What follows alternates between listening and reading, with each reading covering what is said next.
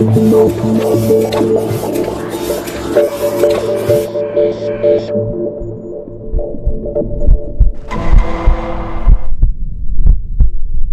everyone, it's Ruby G. Welcome to Truth and Neurons. From a forensic, psychological and legal perspective, the Brian KOHBERGER case is now a case of institutional manipulation, prosecutional optics and media-driven gaslighting. What we're left with is the plea, the lies and the shattered illusion. We're left with shock, betrayal and a timeline that never made sense in the first place. This wasn't a single perpetrator crime. That much is clear now. And it's been clear to those of us reading the documents, analysing the injuries and listening to the silence that followed every critical contradiction. Let's talk about the injuries. 4 victims killed quickly with what experts are now saying were multiple types of wounds, not all consistent with a single weapon. Some jagged, some smooth, some deep, some straight, others curved or defensive. You don't need to be a forensic pathologist to understand what that suggests. It suggests multiple weapons, multiple attackers, multiple points of approach. And yet from day one, the story was locked in. 1 killer, 1 knife, 1 suspect. Why? Because the Moscow Police Department and the prosecution's office weren't trying to solve a case. They were trying to contain it. Let's not forget what we were told.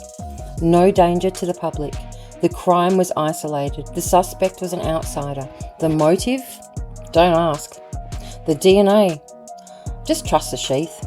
The witness? Frozen shock, asleep, protected. They lied about the timeline.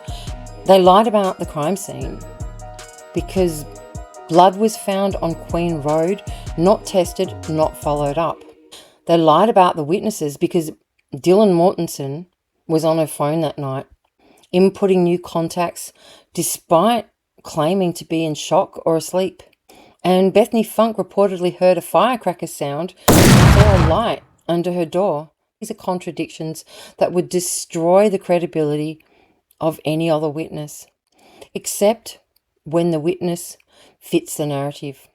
And now, after a year of media framing KOHBERGER as a lone wolf psychopath, he pleads guilty and everyone moves on.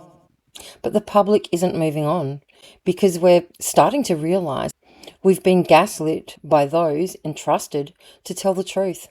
The Moscow police, under intense pressure to protect the university and the town's reputation, rushed to the theory that was never forensically sound. The prosecutors, facing an emotionally explosive crime, delivered a suspect instead of an investigation. And the media, eager to feed the public's hunger for closure, ignored every document, every red flag, every alternative suspect. This was never about the truth. This was about optics. So let me say this.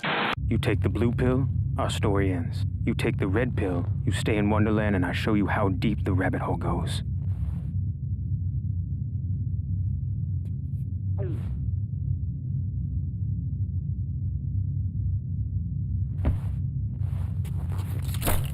Oh, hello, rabbit hole. A plea deal is not a confession. It's a survival mechanism. And in a case where the state manipulated evidence, ignoring forensic complexity and suppressed key witness inconsistency, survival may be the only rational option. We do not know what Brian KOHBERGER did that night, but we do know what the institutions did.